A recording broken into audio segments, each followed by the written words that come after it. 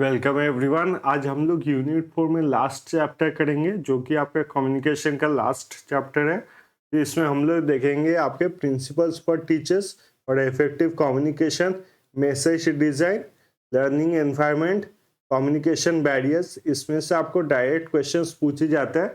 जैसे मान लीजिए कोई एग्जाम्पल देता है नॉइज़ का, जैसे कि टेक्निकल इश्यूज इन लैपटॉप, तो ये किस टाइप का कम्युनिकेशन बैरियर है, तो आपको आंसर देना पड़ता है ओवरकमिंग बैरियर्स और टर्म्स। तो टर्म्स जो है वो तो कॉमन रहता है, हर एक चैप्टर में कुछ टर्म्स रहते हैं। तो आप इन सभी टर्म्स को जो है एक साइड में, कॉपी के एक साइड में एक साथ लिख लीजिएगा, तब आपको एग्जाम से पहले डिवाइस करने में इजी होगा। ये जो पहले 3 टॉपिक्स है ये आपके आते हैं क्लासरूम मैनेजमेंट में। जो आपके एग्जाम में क्वेश्चन पूछा जाएगा वो रहेगा under the topic of classroom management. ये इफेक्टिव क्लासरूम मैनेजमेंट के लिए कौन कौन से चीज़ें टीचर्स को फॉलो करना चाहिए। और जो ये आखिरी टॉपिक है, आखिरी टॉपिक जो टर्म्स है जो डायरेक्ट क्वेश्चंस में आते हैं, और ये ओवरकमिंग बैरियर्स ये आएंगे आपके गुड कम्युनिकेशन। ये क्लासरूम में कम्युनिकेशन अच्छे तरीके से मेंटेन करने के लिए हमें क्या क्या देखना चाहिए ताकि हम कम्युनिकेशन को अच्छे तरीके से मेंटेन कर पाए। ये है आपका ओवरकमिंग बैरियर्स का क्वेश्चन पैटर्न एग्जाम में। तो अगर आप इस चैप्टर का पीडीएफ डाउनलोड करना चाहते हैं तो फिर डिस्क्रिप्शन में जाके लिंक दे दूंगा, वहाँ से आप पीडीएफ डाउनलोड कर सकते हैं। सबसे पहले पढ़ेंगे प्रिंसिपल्स फॉर टीचर, मतलब टीचर्स को क्या क्या प्रिंसिपल मानना चाहिए ताकि क्लास में एक कम्युनिकेशन का एनवायरनमेंट अच्छी तरीके से मेंटेन हो पाए। पहला है आपका प्रोफिशिएंसी इन सब्जेक्ट मैटर। प्रोफिशिएंसी इन सब्जेक्ट मैटर मतलब क्या है कि जो भी स्टूडेंट्स को पढ़ा रहे हैं, जो भी स्टूडेंट्स को पढ़ाया जा रहा है उसके बारे में टीचर को अच्छे तरीके से नॉलेज होना चाहिए।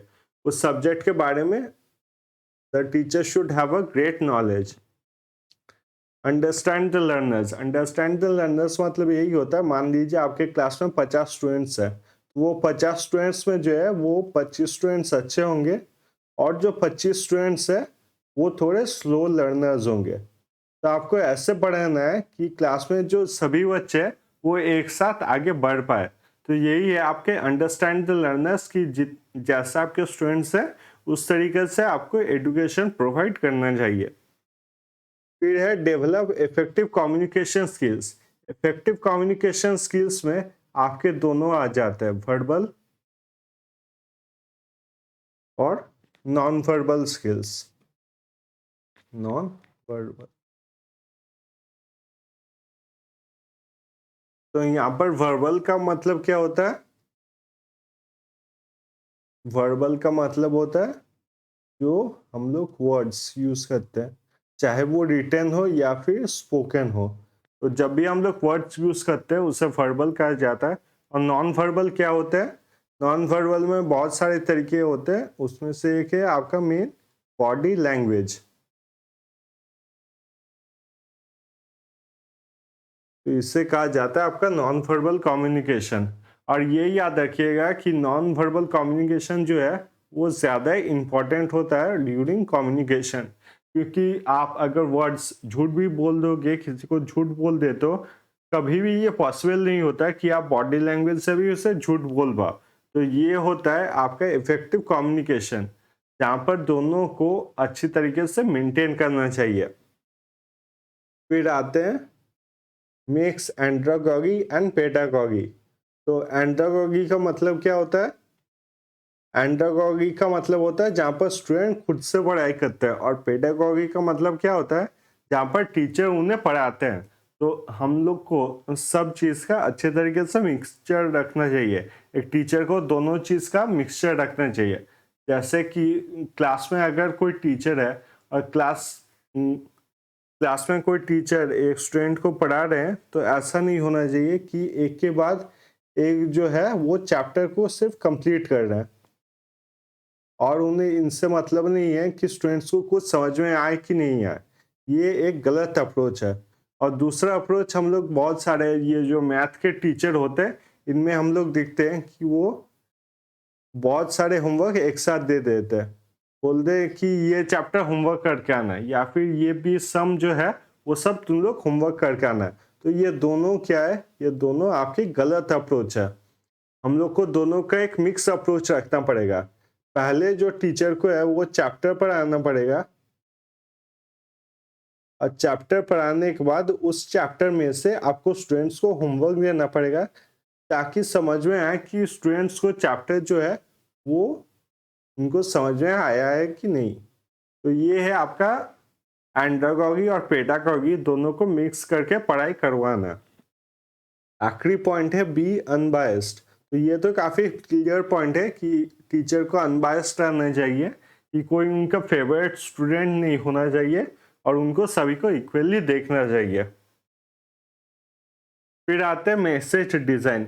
मैसेज डिजाइन का मतलब क्या होता है कि आप स्टूडेंट्स को जो भी मैसेज देते हो उसका एक पर्टिकुलर डिजाइन होना चाहिए, ताकि उनको मतलब अच्छे तरीके से चैप्टर के बारे में पता चले। जैसे कि मैं यहाँ पर अगर एग्जांपल दूं, यहाँ पर जो आप पढ़ाई कर रहे हैं उसमें मैंने पीपीटी बनाया है, एक वर्ड्स का एक फॉर्मेट, ये वर्ड और ये वर्ड अगर देखेंगे तो दोनों वर्ड का अलग फॉर्मेट बनाया गया है। ये मैंने एक ब्लैक बोर्ड का एक बैकग्राउंड लगाया ताकि जो आपका ये इंटरेस्टिंग बन पाए, ये पीपीटी इंटरेस्टिंग बन पाए, और आखिर में आप लोग को पीडीएफ प्रोवाइड किया। तो ये क्या है, ये सब है आपका मैसेज डिजाइन। तो सबसे पहले पॉइंट पढ़ेंगे clear and specified objectives. Clear and specified objectives का मतलब क्या होता है, जब हम लोग पढ़ाई करते हैं उससे पहले ही हम लोग को क्लियरली पता चलना चाहिए कि किस बारे में हम लोग पढ़ाई कर रहे हैं।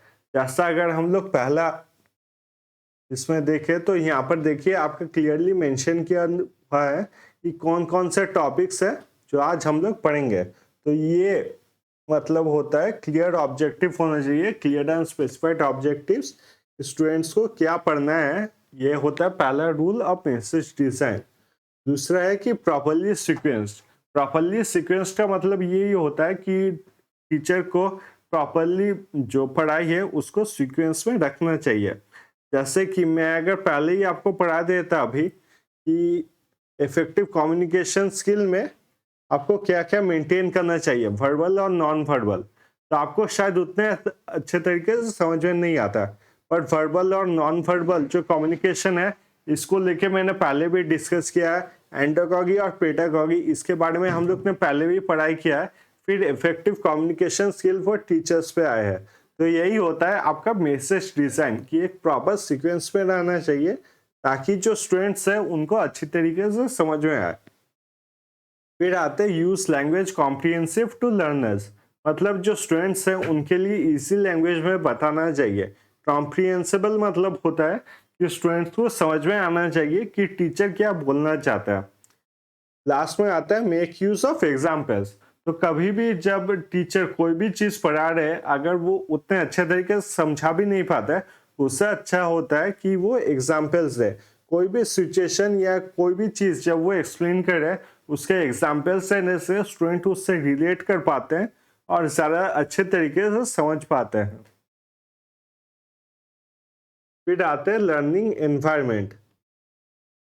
लर्निंग एनवायरनमेंट का मतलब क्या होता है, लर्निंग एनवायरनमेंट मतलब होता है हम लोग जो पढ़ाई करते हैं, मान लीजिए क्लासरूम में हम लोग जो पढ़ाई करते हैं, तो क्लास क्या हो गया हम लोग का लर्निंग एनवायरनमेंट। जैसे बेंच रखे हुए हैं, ब्लैक बोर्ड है, फिर आपका बोर्ड बनाया हुआ है क्लास में, ये सब क्या होता है हम लोग का लर्निंग एनवायरनमेंट होता है। तो पॉजिटिव लर्निंग एनवायरनमेंट मेंटेन करने के लिए हम लोग को क्या क्या करना चाहिए। तो सबसे पहले नो ओवरक्राउडेड क्लासेस। अभी आप देखेंगे जो कोचिंग सेंटर्स होते हैं या फिर कोचिंग इंस्टीट्यूट्स होते हैं, उनमें ये सबसे पहले दिखाया जाता है कि क्लास में आपके ज्यादा बच्चे नहीं है। तो वही लर्निंग एनवायरनमेंट का पहला कॉन्सेप्ट है कि नो ओवरक्राउडेड क्लासेस। सेकेंड में आते हैं proper seating arrangement. Proper seating arrangement में क्या होता है, मतलब क्लासेस में अगर आप देखेंगे, आप कहीं भी जाके बैठ जाएंगे तो क्लास का एक अच्छा एनवायरनमेंट मेंटेन नहीं हो पाता है। इसलिए जो टीचर्स हैं वो बोलते हैं कि एक के बाद एक अच्छी तरीके से बैठिए।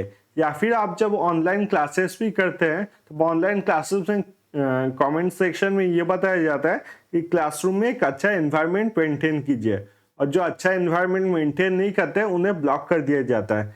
ये बहुत ही इंपॉर्टेंट होता है ताकि एक पॉजिटिव लर्निंग एनवायरनमेंट जो है उसे मेंटेन किया जा सके।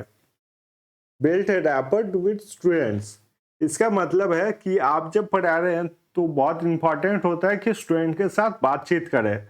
हमेशा जरूरी नहीं है कि आप पढ़ाई के बारे में ही बातचीत करेंगे, आप दूसरे चीजों के बारे में भी बातचीत कर सकते हैं, पर एक रैपर बिल्डअप करना चाहिए कि स्टूडेंट्स का आप अंडरस्टैंड करना चाहिए कि उनका सिचुएशन क्या है या फिर उनका लर्निंग कैपेसिटी कितने तक है। तो यही है आपका बिल्ड रैपर विद स्टूडेंट्स। फिर आते हैं फीडबैक मैकेनिज्म। फीडबैक मैकेनिज्म में ये होता है कि स्टूडेंट्स को मतलब टीचर से डरना नहीं चाहिए, उनका रेस्पेक्ट करना चाहिए, पर टीचर से डरना नहीं चाहिए। उन्हें खुले मन से अपना फीडबैक देना चाहिए कि वो कैसे पढ़ा रहे, या फिर कोई अगर स्टूडेंट को डाउट है तो वो क्वेश्चन पूछ सकता है। तो यही आपका फीडबैक मैकेनिज्म। फिर आते हैं कम्युनिकेशन बैरियर्स। तो ये क्वेश्चंस जो है ये आपको एग्जाम में डायरेक्टली पूछे जाते हैं, यहाँ से कौन कौन से कम्युनिकेशन बैरियर्स है। तो इन सबको एग्जाम्पल से हम लोग समझेंगे। सबसे पहले हम लोग अगर बात करें तो फिर आता है साइकोलॉजिकल बैरियर। साइकोलॉजिकल बैरियर्स क्या होता है? साइकोलॉजिकल बैरियर्स में देखा जाता है हमारे अंदर कोई डिस्टरबेंस अगर रहा, साइकोलॉजिकल साइक से ही आप समझ सकते हैं, साइकोलॉजिकल का मतलब होता है हमारे माइंड में अगर कोई टेंशन रहा या फिर किसी और चीज के बारे में सुनते हैं और मतलब ज्यादा ध्यान नहीं देते, तो वो हो जाता है आपका साइकोलॉजिकल बैरियर। जैसे इसका सबसे अच्छा एग्जांपल है इनअटेंशन।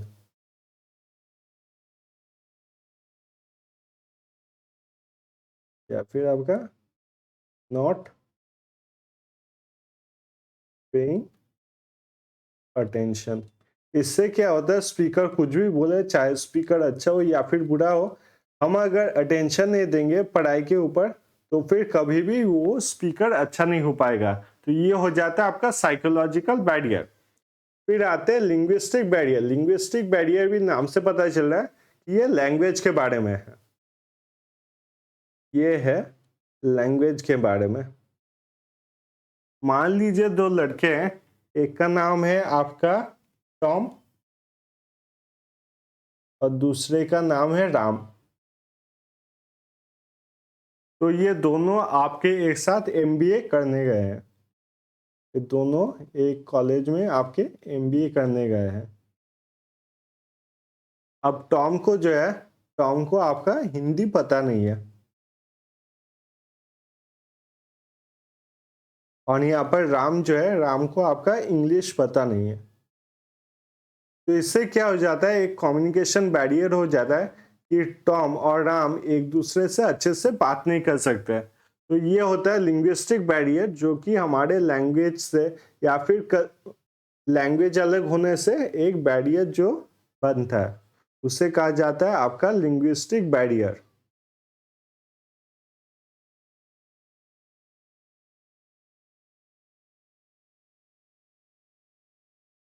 फिर हम लोग आएंगे टेक्निकल बैरियर पे। टेक्निकल बैरियर टेक्निकल बैरियर आप नाम से ही समझ रहे हैं कि टेक्नोलॉजिकल बैरियर के वजह से होता है। मान लीजिए मैं यहाँ पर जो रिकॉर्डिंग कर रहा हूँ तो मेरा माइक अगर ठीक से काम नहीं करता है तो आपको ऑडियो ठीक से सुनाई दे देगा। या फिर मान लीजिए आपके मोबाइल में नेटवर्क का कुछ प्रॉब्लम है, तो फिर आपके मोबाइल पे जब आप यूट्यूब पे ये वीडियो देखोगे तब ये वीडियो अच्छे तरीके से नहीं चलेगा। तो ये सब है आपके टेक्निकल बैरियर्स। फिर आते हैं ऑर्गेनाइजेशनल बैरियर्स। ऑर्गेनाइजेशनल बैरियर्स का मतलब क्या होता है, जैसे आप कोई भी ऑर्गेनाइजेशन में अगर काम कर रहे हो और ऑर्गेनाइजेशन में आपके सीनियर के साथ आपका बात करना मुश्किल होता है, तो वो हो जाता है आपके ऑर्गेनाइजेशन बैरियर। जैसे मान लीजिए आप जहाँ भी काम करते हो वहां पर आपके मैनेजर से बात करना काफी मुश्किल होता है। ये हो सकता है कि मैनेजर काफी रूड है, या फिर मैनेजर जो है जूनियर एम्प्लॉयज से बात नहीं करते, या फिर मैनेजर अटेंशन नहीं देते जूनियर एम्प्लॉयज पे। बहुत सारे कारण हो सकते हैं। तो ये सब कारण अगर होगा तो वो हो जाता है आपका ऑर्गेनाइजेशनल बैरियर। फिर आखिर में आता है आपका फिजिकल बैरियर। फिजिकल बैरियर का मतलब होता है कोई फिजिकल वजह से अगर आप अटेंशन नहीं दे पाओ, मान लीजिए आपकी तबीयत खराब है, आपकी अगर तबीयत खराब है तो ये बहुत ही मतलब कॉमन बात है कि क्लासरूम में या फिर कोई भी कम्युनिकेशन में आप जो अटेंशन है वो नहीं दे पाओगे क्योंकि आपकी तबीयत खराब है। मान लीजिए आपके बदन में दर्द है या फिर सर्दी है, कोरोना है, कुछ भी है, वो हो जाता है आपका फिजिकल बैरियर। मतलब आपका तबीयत खराब हो जाने से फिजिकली आपकी बॉडी पे इफेक्ट होने की वजह से आपका जो कम्युनिकेशन है वो आप ठीक तरीके से नहीं कर पा रहे हो। इसके बाद आते हैं ओवरकमिंग बैरियर्स।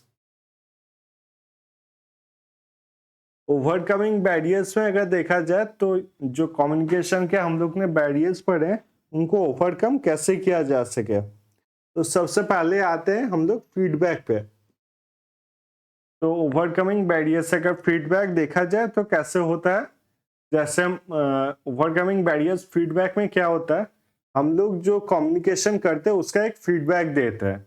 जैसे कि आप क्लासरूम में अगर पढ़ते, क्लासरूम में आपने देखा ही होगा कि टीचर्स अगर मान लीजिए आपको कुछ पढ़ाते हैं उसके बाद आपको उस चीज के बारे में क्वेश्चन पूछा जाता है, बहुत सारे टीचर्स क्वेश्चन पूछते थे।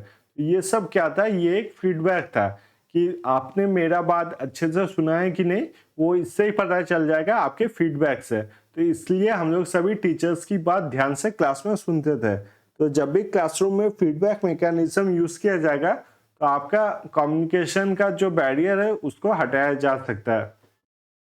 फिर आता है आपका level of knowledge. Level of knowledge का मतलब क्या है, देखिए मान लीजिए कोई यहाँ पर टीचर है, कोई यहाँ पर टीचर है और यहाँ पर कोई जूनियर क्लास का स्टूडेंट है। इन दोनों का लेवल ऑफ नॉलेज जो है वो अलग होता है। इनका अपना एक लेवल ऑफ नॉलेज है, लेवल ऑफ नॉलेज, और स्टूडेंट का एक अपना लेवल ऑफ नॉलेज है। तो मान लीजिए इस टीचर ने जो है, टीचर ने आपका बीएड डिग्री किया है तो उसके हिसाब से इनका नॉलेज रहेगा। और ये जूनियर क्लास में जो बच्चा है, मान लीजिए ये क्लास 1 में है, तो इसके हिसाब से लेवल ऑफ नॉलेज आएगा। अब मान लीजिए ये टीचर अगर डायरेक्ट इस बच्चे को अलजेब्रा पढ़ाना स्टार्ट करे,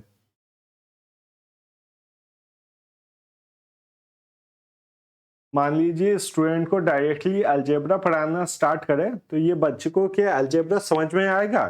चाहे टीचर कितने भी अच्छे तरीके से बच्चे को पढ़ाए, उसे अलजेब्रा समझ में नहीं आएगा। क्यों? क्योंकि ये उसके लेवल ऑफ नॉलेज में नहीं है, उसने अभी तक अलजेब्रा के बारे में कुछ पढ़ा ही नहीं है, तो उसको अलजेब्रा समझ में नहीं आएगा।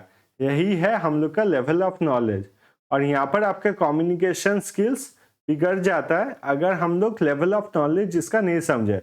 इस बच्चे का लेवल ऑफ नॉलेज नहीं समझे हम लोग, इसको अगर टीचर मल्टीप्लिकेशन के बारे में बताएंगे तो उसे मल्टीप्लिकेशन के बारे में पता होगा, मल्टीप्लिकेशन के बारे में पता होगा और आपका कम्युनिकेशन जो है अच्छी तरीके से मेंटेन हो सकेगा और फीडबैक मैकेनिज्म भी चल पाएगा। तो यही है आपका लेवल ऑफ नॉलेज कि दूसरे बंदे का हम लोग को लेवल ऑफ नॉलेज समझ में आना चाहिए उनसे बातचीत करने से पहले। फिर आता है कंट्रोल इमोशंस।